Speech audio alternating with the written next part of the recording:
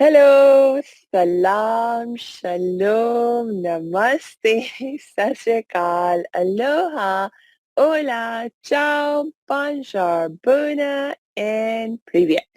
It's really, really good to be with you again. And guess what? We have a returning guest with us, and you'll be so happy about who that is because it's Spencer Jones, who is the Prince of Positivity. I'm so happy to have you back with us, Spencer. Welcome. Oh my goodness. Thank you so much for having me back. I had such an amazing time the last time we were together, and I'm so honored and blessed that you invited me back to continue to shine and hopefully help you and everybody here shine their light. So thank you. Thank you. Yes, last time I had such a fun time talking with you about the idea of energy sovereignty, and you shared some of your own story of how you became the Prince of Positivity. And towards the end and maybe a little bit in the beginning and middle, like we were discussing this idea of energy vampires, but of course, we didn't have enough time to really dig into it. And so for those of you who are listening right now and you missed our first episode, please go check it out. And I'm so happy you are joining us again today because today we're going to dig deeper into the ideas behind this concept of energy vampires. So Spencer, actually, before we jump into talking about energy vampires, just for those people who missed the first episode, will you tell us a little bit more about who you are and what you do? Yeah, of course, of course. And there's so much we talked about last episode about energy sovereignty. What is that? What does that look like? How does it feel? And all those things. So Samia said, go back and check out that episode if you can. And today I'm really excited to talk about energy vampires because we can vanquish them. We can vanquish them. It's going to be so good. But before we get there, about me, my name is Spencer Jones. As Samia said, I'm the Prince of Positivity. I must be positive in some way, shape, or form. I love helping ignite people's lights and fan the flame so that they could shine their light. Because you have this amazing, beautiful light inside of you, and we love to help it shine. So that's what I get the honor to do, is to connect with amazing people and leaders like you to shine their light. So we do that through our community, through our Jones and Four Academy, our personal growth academy that's all online, and our events. So it's just an honor to help the world be a better, more positive place. I love it. I love it. And, your work as the Prince of Positivity goes very, very well with the work I do as a happiness expert. So I'm extra happy to have you with us. It's a perfect combination. The happiness expert, the Prince Positivity coming together to really impact people's lives. Indeed, indeed. Okay, so Spencer, please, you have to tell me more about your concept of energy vampires. Yeah, thanks for asking. We started this conversation a little bit in the last interview, last chat we had, and we didn't get enough time to dive into it because energy vampires, it's a deep topic, and we experience energy vampires. Everybody does to some degree in all areas of our life. So energy vampires, the way I look at them is when we hear energy vampires, it's a relatively easy concept idea to wrap our head around, is that the first thing that at least comes to my mind, an energy vampire is like a vampire that sucks your blood, but instead of sucking blood, it sucks your energy. So they're people who suck our energy away from us, right? Whether let's give an example. Maybe you have been um, around a group of friends or a person in your life, and after you're hanging out with them for 10 minutes or an hour, all of a sudden you feel like, oh, I feel tired. I feel exhausted, drained, depleted. Or sometimes you take on their attributes of their energy at times, right? All of a sudden they're seeping their energy into you. And so the idea of an energy vampire is something that drains our energy. I'll give another analogy of this. I think of, if you want to think of your energy as it being in a cup, right? We talk about filling your cup and pouring into you. Well, your cup, right, is you as a vessel, and the water inside, or whatever, coffee, tea, whatever you like, is inside. That's your energy. Well, energy vampires are poking holes in your cup and draining it. Now, the scary part is sometimes we know about these energy vampires. We know who they are and we know to avoid them. Like, oh, I don't want to go see my Uncle John because he drains my energy, right? Or that person at the holiday party, oh, that they drain my energy. I don't want to be around them. But the scary part is there are people in our life who drain our energy, who are energy vampires that we don't realize. Mm, And then not only are there people, that's the most common one that we think of with energy vampires, that they're people. But there's two other big categories that are energy vampires. And that's what we love to raise our energizers' awareness of, and everyone's awareness of these. So we have people, the common one, but then the places, organizations, work, things like that that you go to that can be energy vampires as well. So if you go into a job that you hate and you despise, it's draining your energy, right? Or maybe you joined an organization. We had an energizer share once that they joined a church and it served them and poured into them and helped them. But then over the years, it started to drain their energy and mm, became an energy vampire for them. And then they found a different church that aligned, and then that church then poured into them. So they realized, oh, what once what what's once served me, this is really hard for me to say apparently, what once served me now doesn't. And right. okay, so now I'm aware of that. So it could be a person, it could be a place, a thing, an organization, a group, company, something like that. But the other one, the one that's hidden that most people don't realize are energy vampires, are the thoughts that you think and the words that you say to yourself and to other people. So also now we got this whole world of energy vampires that we might Mm, not realize. So the thought or saying to yourself, well, I'm not worthy. Who am I? I'm not enough. All of those limiting beliefs, those things and thoughts that we say, that we think and then say to ourselves, either out loud or silently, or even when we say to other people, like, oh, I'm dumb. Like, I'll never get that. I'm not able to do that. I'm not smart enough. I've, I've heard people say that. I've said things like that to yeah. other people.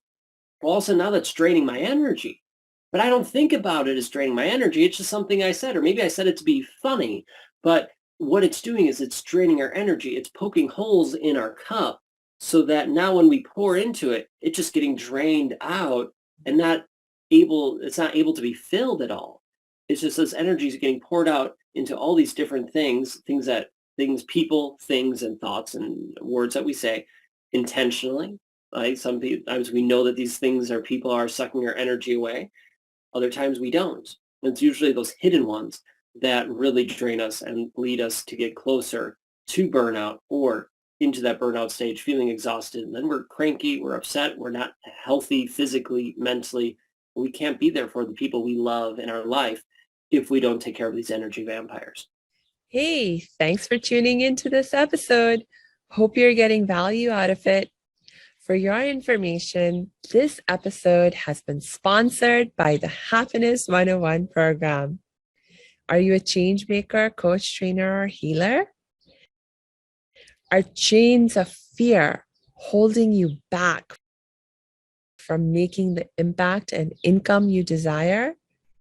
Using a unique combination of positive psychology and the spiritual wisdom of our most effective change makers, the Happiness 101 program helps you break through your limiting beliefs and manifest the abundance and success you desire with fun and ease.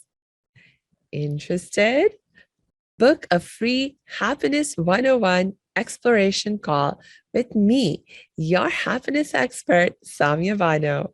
Just use my online calendar link in the show notes. Now, back to the show. Mm. Thank you so much for going in depth about explaining this concept and idea because even though I think most people have heard of it or can intuitively get a sense of what it might mean.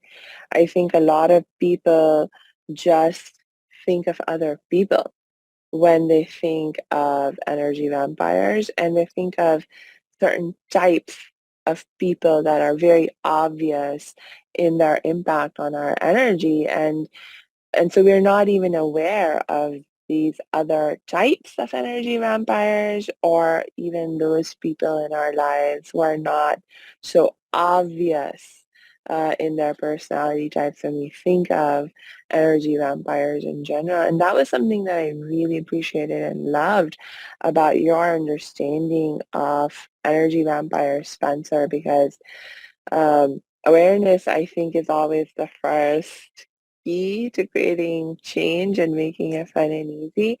And so it's like if you're not even aware, how can you even begin to solve the problem? Right? You need the awareness. That's the first step for everything because, Yeah, as you just said, first you have to be aware, and then you could choose to change it, to keep it, to do whatever. But you can't do any of that unless you're aware. And the energy vampires, it's interesting because some of them are very obvious, like you said, like, oh, I know this type of person might do this, or even this organization. But then there's the sneaky ones, the thoughts, or the ones, organizations, groups that did serve. They're like, well, why isn't it serving me? exactly. Well, okay, it became an Yes. energy vampire. Or the people, like I had friends in my life who were great friends at the time. They poured into me, but after I grew and they didn't want to grow anymore, or whatever, no harm or foul, no judgment on them, then they were holding me back. Then they were starting to suck my energy away. And so I wanted to make sure that I'm aware, I'm vigilant of what's draining my energy, what's pouring into me and energizing me, and what's draining it. What are the energy vampires sucking away the energy? Because I could intentionally give my energy to, Yeah. well, I want to give my energy to this person because I choose to. That's okay. Yeah. They can still be an energy vampire, but if you intentionally allow it, okay, I'm mindful of that. Mm. But then we also need to be mindful of, oh, we need to make sure we take time for us to fill our cup so that we're pouring into the person as opposed to them it's taking it away without us knowing. Yes, like I can give an example of when you may intentionally choose to pour your energy in a person or a situation that actually drains you to some extent. And that my example is that like moms or other caregivers, I'm a caregiver. I'm not a mom, but I am a caregiver. I take care of my brother. I take care of my parents. Before my grandmother's passed away, I was involved in taking care of them. And, I didn't always have the skills that I do now and the awareness and the knowledge that I do now in terms of taking care of my own self. And I've been caregiving like for a long time, like since certainly at a conscious level. I think the first time I chose to become a caregiver was in my teens. Like I was around maybe 14, 15 years old, and my brother had this like major accident, which left him wheelchair bound. And at the same time, I had a grandmother whose health was sort of deteriorating, and she was having a harder time with her mobility and other things. And so I found myself in a situation where um,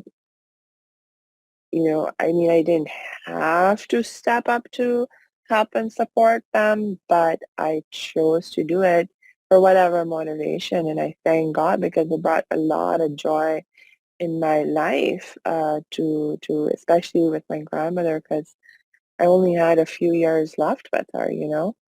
And so uh,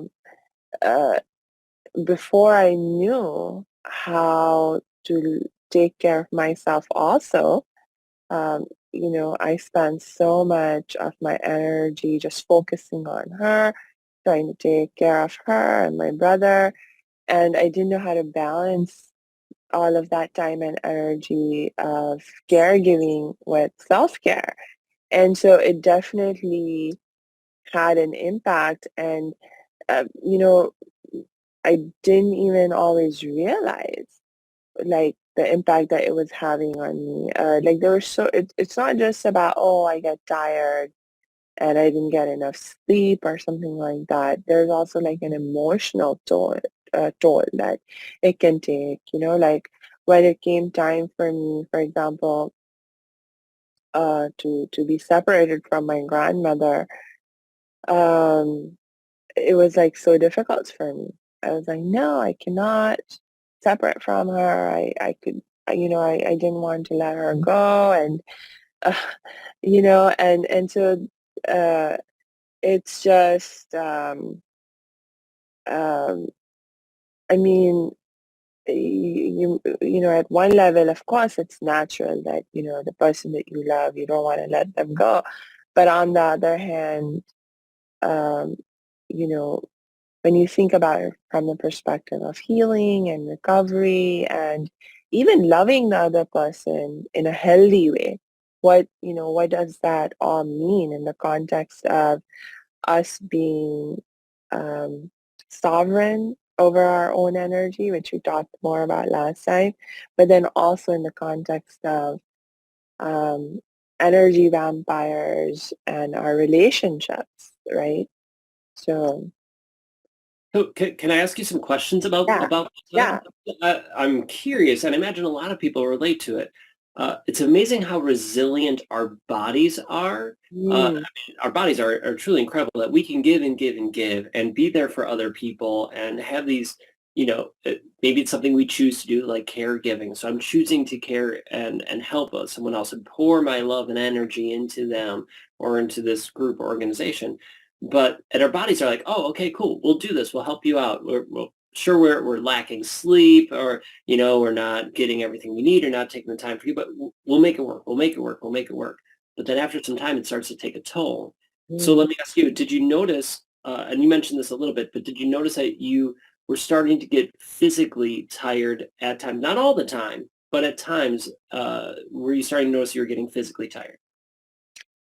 Uh, yes, and I didn't always know why because there was so much else going on too, right? I mean, I was Because life's still happening at the studying as time. a student, exactly, and living other life, and so sometimes you're just like, oh, you just get tired, and you don't think about, oh, because it's a lack of self-care.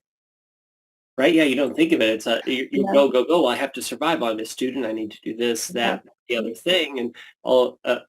It sneaks up on you, but you don't necessarily take the time to realize why I'm tired. You're just, oh, I'm tired. Yes, So yes. you felt physically drained and tired at times, not all the time, but it started becoming more and more common. I would imagine.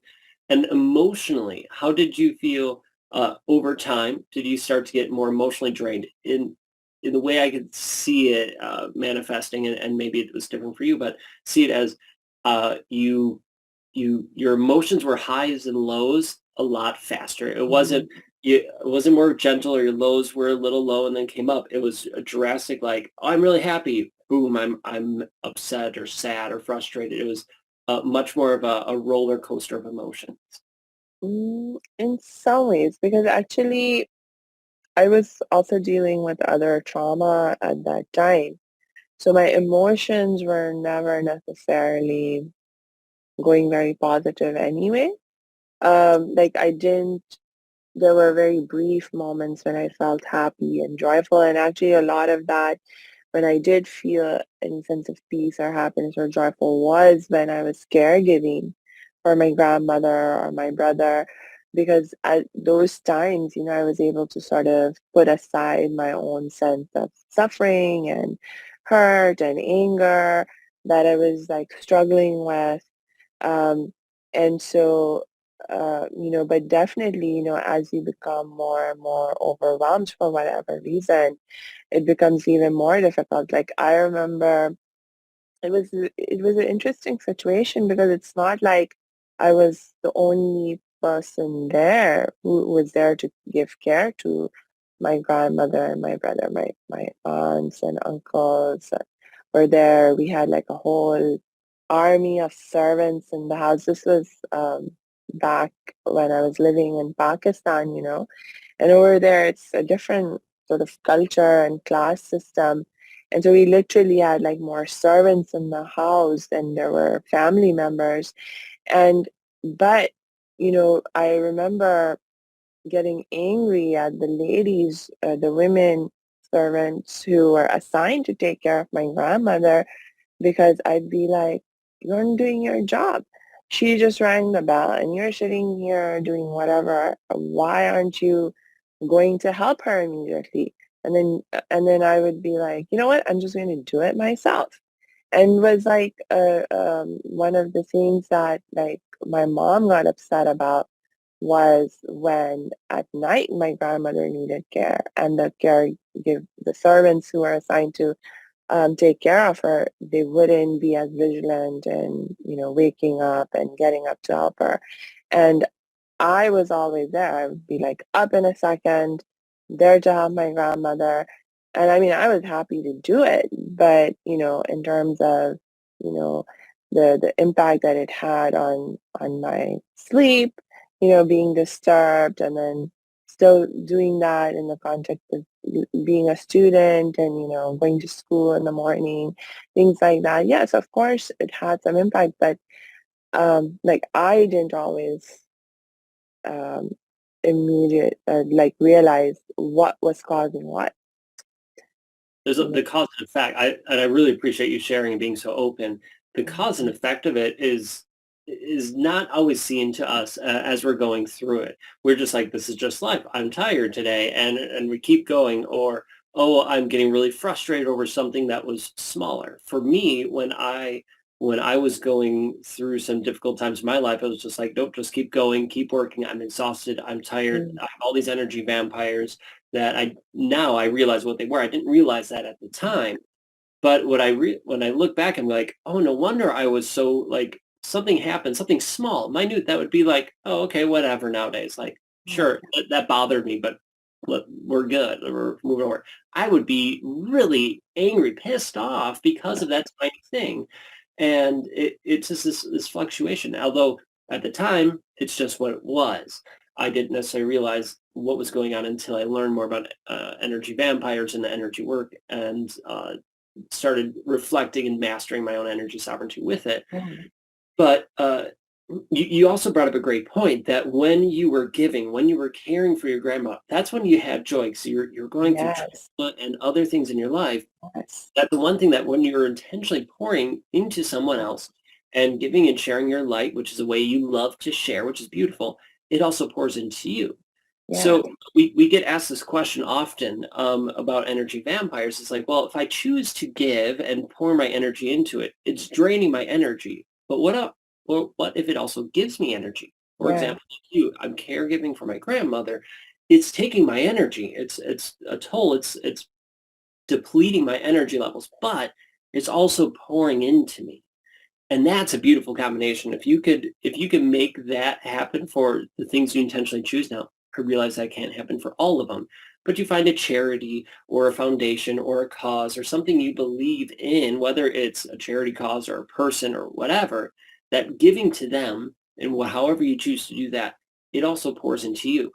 But be careful because sometimes it's an equal trade. What you give is what you get in. Other times it's not. Sometimes you give more and they don't fill you up as much as what you're giving, or sometimes they give you more than what you're giving. Just being aware, again, go back to awareness, aware of that energy flow.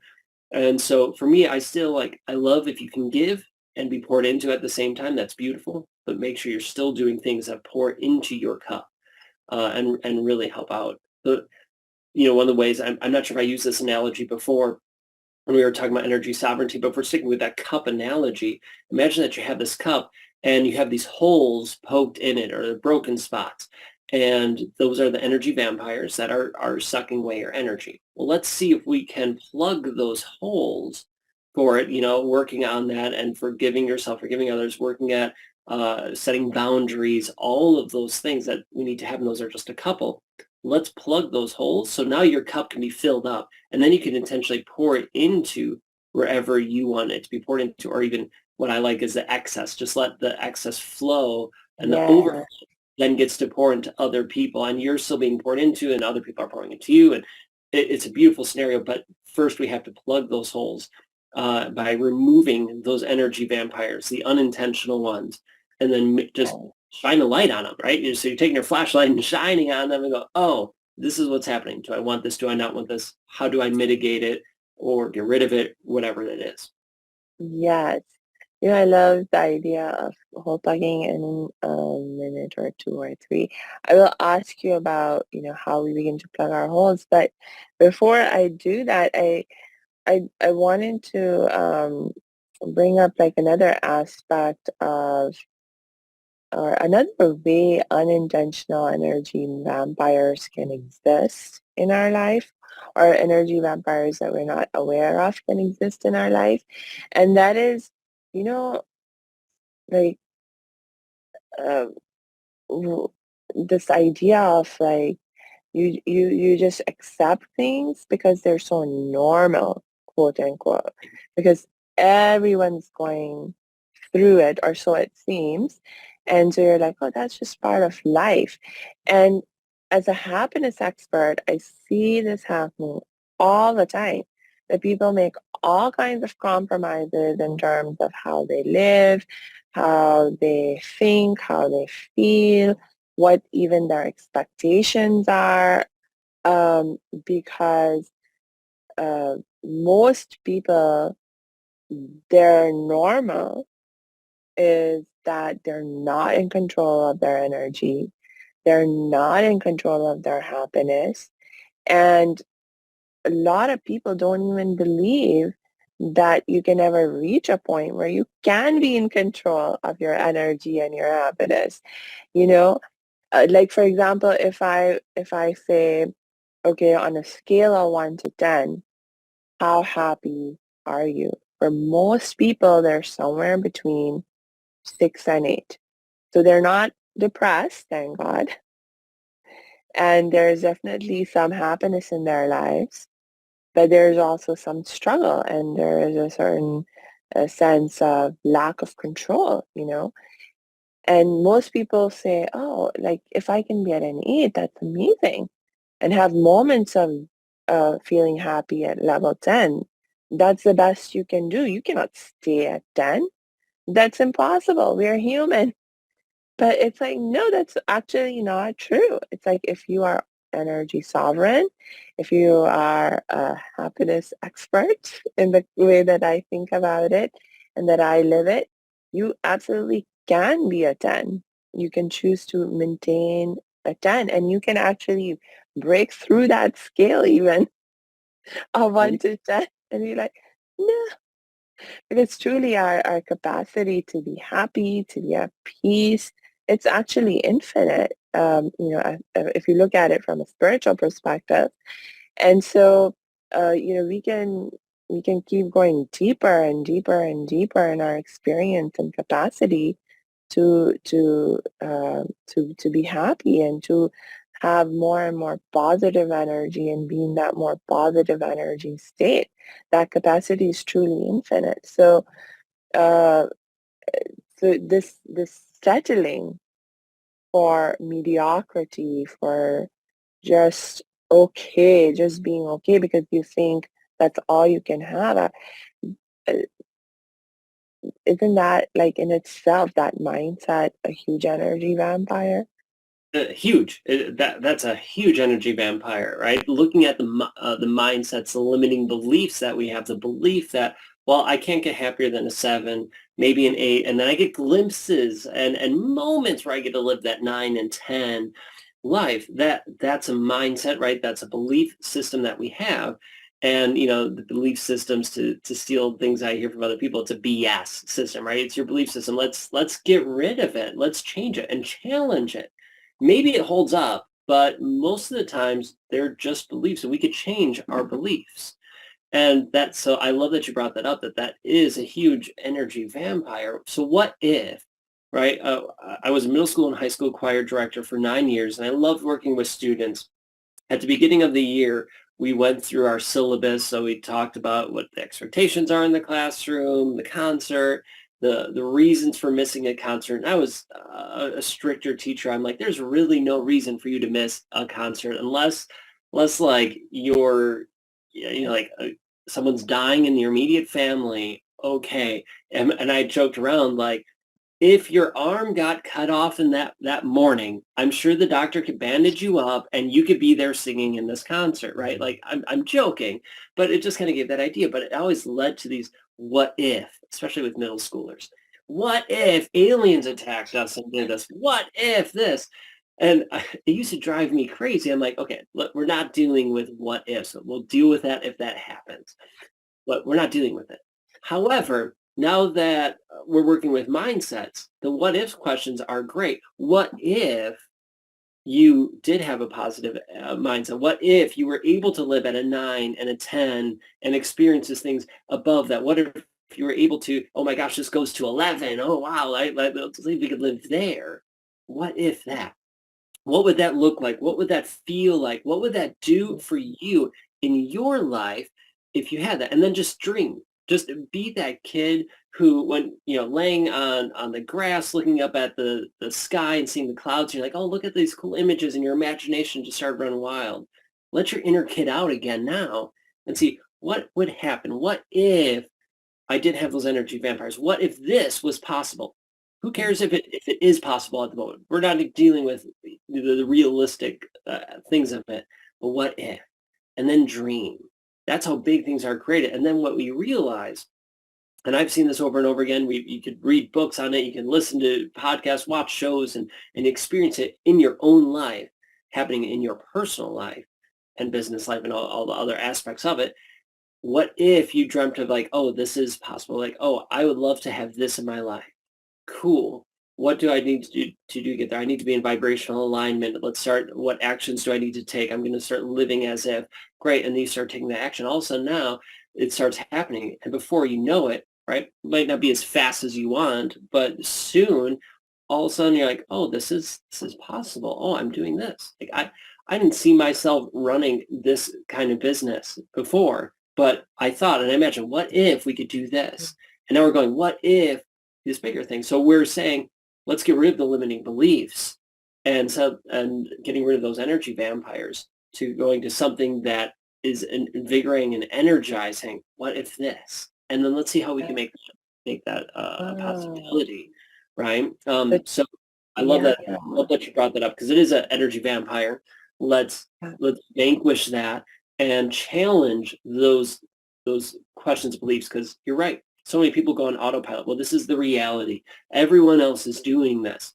Well, are the majority of people aren't happy, right? The majority of people, as you pointed out in your surveys, are a 6 to an 8.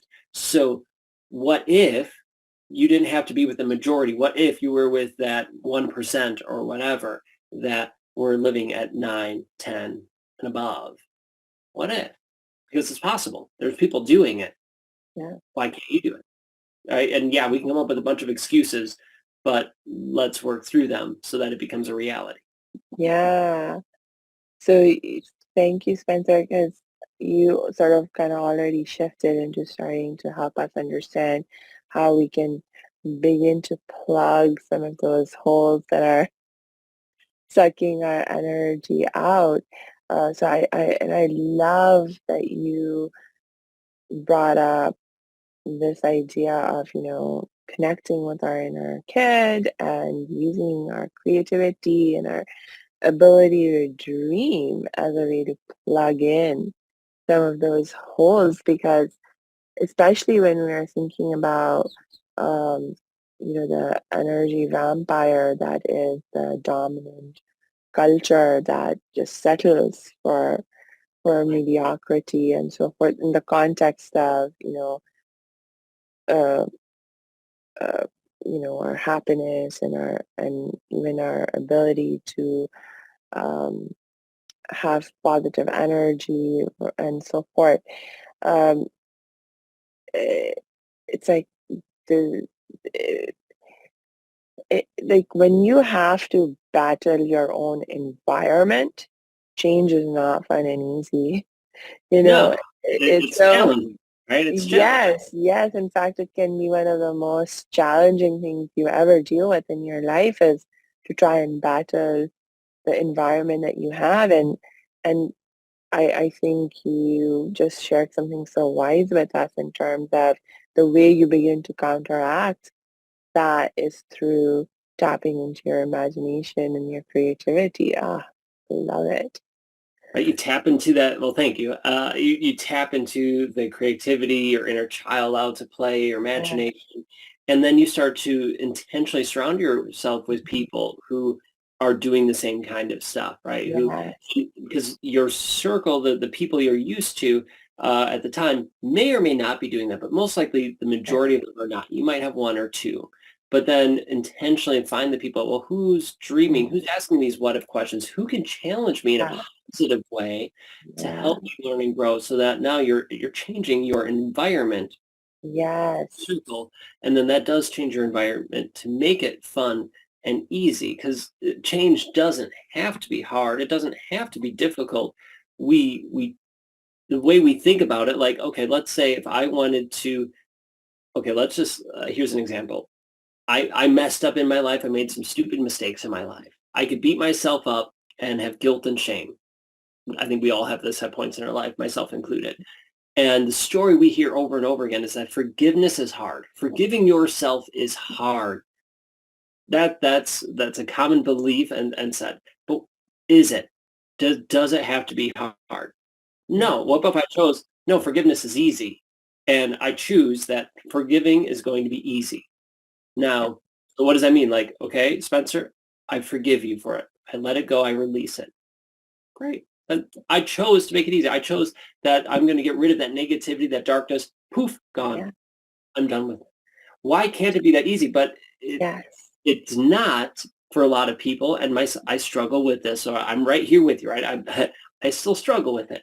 But it it is that easy in my opinion. However, we gum up that system. We slow it down because we go like, oh, but I heard it was hard. So then we make it harder on ourselves. We drag it out in these things. And now yes, a lot of lessons and growth that can happen in that process of working through and letting go. I'm not saying it's all for nothing.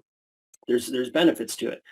But we also make it harder on ourselves than it needs to be. Well, we keep dredging this stuff. Oh, no, I forgive myself. We're good. Like for me, the way I look at that kind of situation, like I messed up in the past. Okay, let me look. Let me evaluate it like a scientist. Let's see how I learned and can grow from it. What are the lessons? Let me keep the lessons. I release the guilt and shame. So now that's not affecting me anymore. And then anytime that guilt or that memory pops up, that shame of like, oh, remember back then when you did this stupid thing? I go, yeah, yeah, I remember. Guess what? I got that lesson. We're good. Hit the road, Jack. I don't need, yes, right? yes, yes. You know, this is actually a practice like this, letting go, is actually a practice that I've been practicing, and it's one of my most favorite practices is like, how do you sort of retrain yourself at the level of your thinking, but also the level of your feeling to Mm, let go of stuff that's like basically junk and it's holding you back, right. and how do you just let it go? Like let it go with more and more ease and grace and quickly to be able to just do it quickly because it is possible. And I found that one of the limiting beliefs, and I think this could be like, one of those energy vampires that we don't recognize, is that it's this belief that part of just being human is that, we have positive emotions and we have negative emotions. And so we're going to feel negative emotions and, you're going to be sad. And then you begin to sort of, um, I don't know if this is quite the right word, but I have experienced this where, I got attached to my own sadness and my own suffering. And in a way, I was like enjoying I would enjoy being in that state of sadness and suffering. And and so I didn't want to let it go. Like at one level, I'd be like, yeah, of course I want to be happy. I don't want to be sad. But at another level, I was holding on to it. I was holding on to the things, the thoughts, behaviors, etc., that were creating the the unhappiness, and I wouldn't let them go because I got attached, and at some level I was enjoying that sense of sadness. Now, what happens, Spencer, I'm not perfect either at this practice by any means, but now, I can become more quickly aware Mhm. of when I'm holding on and like, am I enjoying this? Do I want to hold on to this and enjoy it for a little longer? And sometimes I say yes. Sometimes it's fun actually. Now that the way that I experience it, I find it fun to, for example, complain about things. I'm like, you know what? I'm just going to let myself be in this food for a while where I just get to complain about this and that and everything, because most of the time I'm like all about happiness and positivity and being non-judgmental.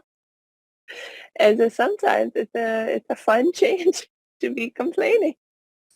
Well, it breaks up that pattern, right, of stuff that you're doing. And I really love that you brought this up because uh, you're not alone with that. Like I've been there, and I know many other people have. A lot of our energizers have as well, where let's take sadness, right? That they're attached to their sadness because they felt sad. There was an incident or something caused that sadness initially, and they felt that, and that's great. That's fine. I mean, it's not great that they're sad, but it's a part of the emotions of this human experience we can have. Cool, but they get so used to it that then it becomes familiar, that it becomes second nature. Oh, I'm just always sad, or I'm always feeling, or it's a very common feeling. Then it becomes, oh, you become attached to it. It becomes part of your identity. And what happens is that emotion, and we're taking sadness. It could be anything. It could be a feeling, an emotion. It could be a thought. It could be a belief. It could be a person, whatever. That that becomes so much part of your identity. It's hard to separate the two. And what it does is it's part of your comfort zone. Well, I'm comfortable being sad. Being happy, that's outside my comfort zone. I mean, yes, I want to be happy, but oh, that's scary. What do I have to do that? That's outside of this comfort zone that I have. And the comfort zone is me being sad. But I don't want to be sad, but this is comfortable for me and it's scary, but I don't want to be here, but I don't want to be there. And so it, as hard and as mean as this might sound, some people haven't hurt long enough to have that, or they haven't had a deep enough hurt to intentionally want to make that change. Because when we want something or we want to change, right, there has to be a good drive to do it, especially if it's outside our comfort zone. So Mm, we have to step outside, and that's uncomfortable of our comfort zone. That's why it's uncomfortable to learn and grow. Well, what's causing that? Well, they haven't. There's not a strong enough reason why yet for them to take that leap. And when they do, or when they have that, then it's easier for it to take the leap. It's still scary. Not saying it's not scary. It might seem difficult, but it doesn't have to be difficult. It can be fun and easy to make that change. But it's still also, oh, I know, I realize I'm leaving my comfort zone of the sadness. I'm making this happiness now my new comfort zone, and working at that. And just like all things, when it's first there, it's not necessarily comfortable. It's different. It's new. But then the more you surround yourself with it, the more comfortable and easy and second nature it becomes. Now, I yeah. do want to be really clear. I'm the prince of positivity, but I am absolutely against this whole toxic positivity mindset. Like, yeah, everything's happiness, sunshine, unicorns, and rainbows, and all that stuff. Hmm. Like, I don't buy into that. Now, can we always be happy? I prefer the word joy. Can we always have joy in our hearts? Yeah, 1000%. We could be going through a rough time, dealing with loss, dealing with sadness, anger. but we still have joy in our hearts.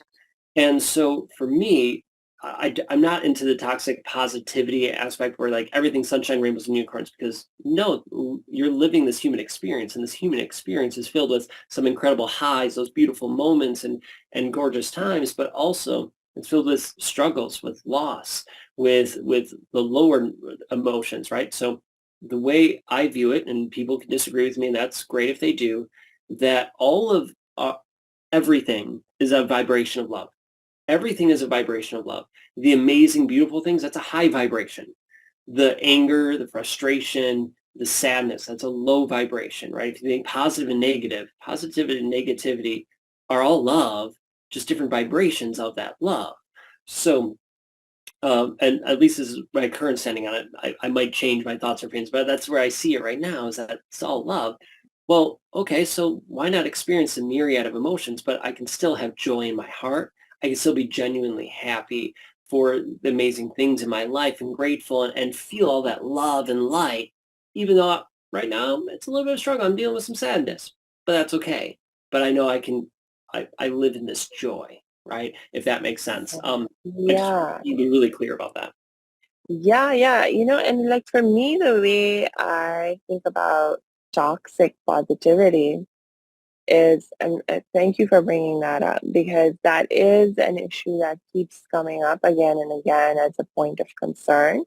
Mhm. And, like for me, toxic positivity is when you try to be in a positive energy and mood, but actually what you're doing, or the way that you're going about it, is in a context where you're suppressing your Right, you're other sweeping it feelings. under the You have rug. not, yes, you have not done what you need to do to accept those harder feelings and then to heal those harder feelings. And you're just trying to hide from them and pretend like they're not there, and hoping they'll just go away if you Right. pretend that they're not there and you ignore them long enough. And that's not how feelings work. That's not how feelings heal.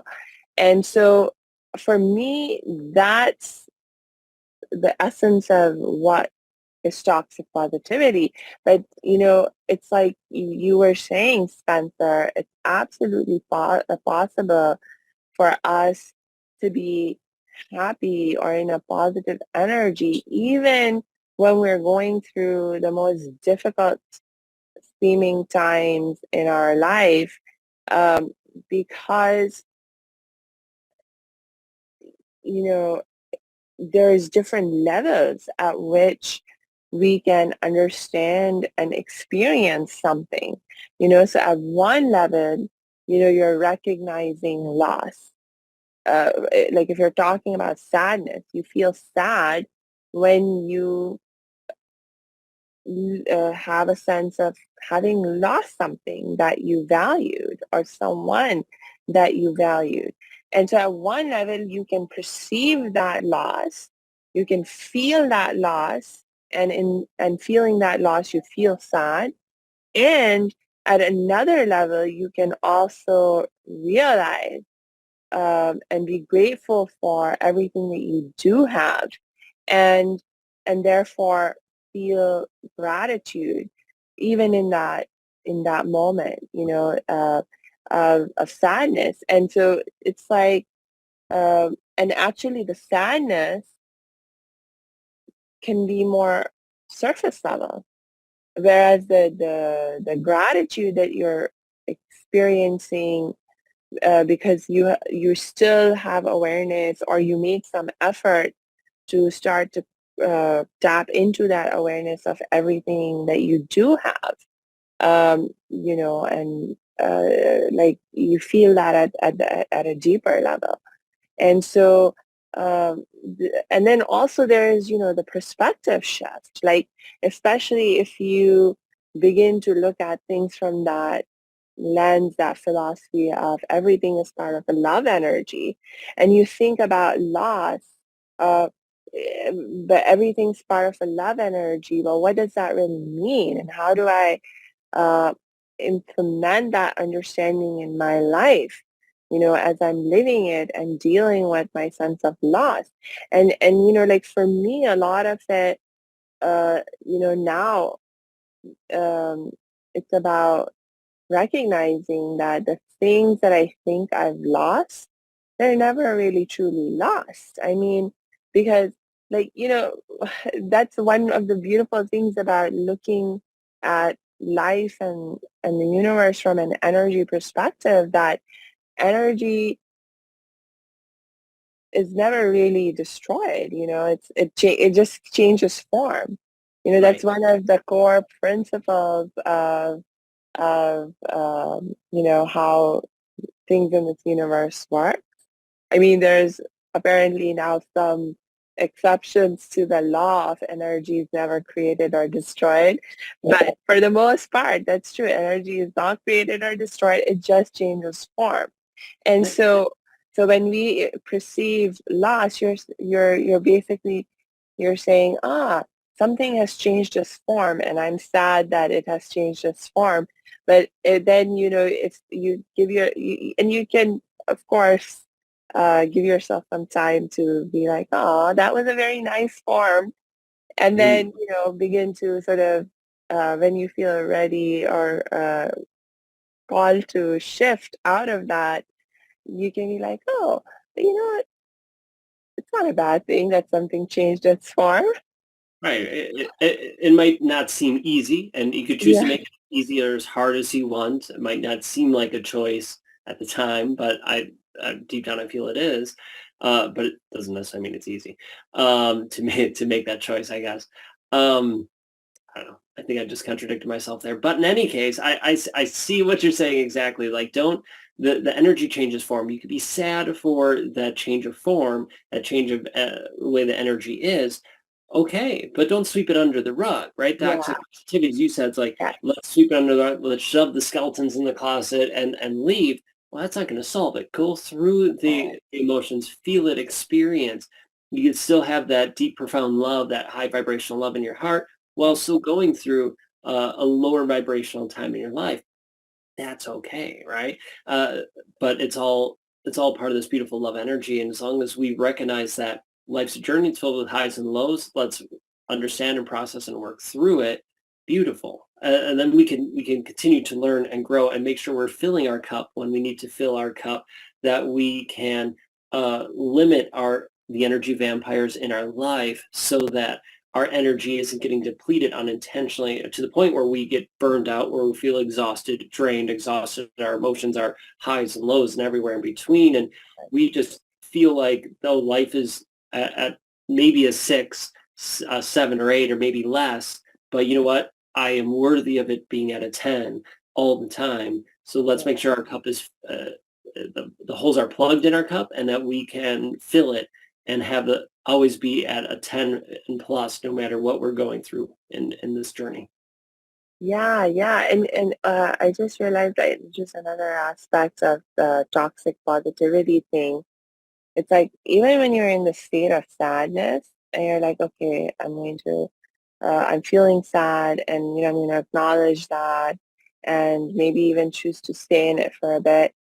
The thing that to realize is that the sadness or any of the other harder emotions that come up, um, you know, they are just signals from our inner self, and they're trying to tell us something. They're trying to teach us something, and they're not like our psychology is not uh, designed for us to hold on long term to these harder emotions. It's actually designed, the harder emotions are designed in a way where once you acknowledge the lesson they're trying to teach you, they naturally resolve themselves and go away. So actually when we hold on to the negative energy or the harder emotion, what we are actually doing is we are not acknowledging and accepting the lesson that it's trying to make us aware of. So it's just become aware of the lesson, accept it into your life, and without any guilt, without any toxic positivity, you will regain your happiness and inner peace. 100%. I couldn't agree Yeah. more. Awesome, awesome. And Spencer, I always lose track of time when I'm talking to you because I have so much fun. And I think we have been talking for almost an hour again. Wow. Time So, flies by when we're having fun. oh, isn't that so true? And I want to keep talking, but I think it will be better if maybe we bring you back again. Oh my goodness. But for now, maybe we can wrap up. Do you have any last thoughts to share? I know you do some really wonderful work with your community. Do you have anything coming up that our audience can join you for and benefit from? Well, thank you for asking. Again, had an amazing time chatting, just like the last time, and we lose track of time every time. And it's such an honor to be here. And if you have me back, I'm super blessed and honored, and I appreciate it. Talk about energy vampires is something obviously I'm passionate about, and because it's all part of this energy sovereignty thing that we talked about initially, right? The energy flow in and out. And so thank you for letting me like jive and just have fun talking about that and toxic positivity. And you're right, we do things with our community to help them master their energy sovereignty, and we put some cool events and different things together. I know last time I talked about our academy, the Jones and Four Academy, and the free membership we offered everyone.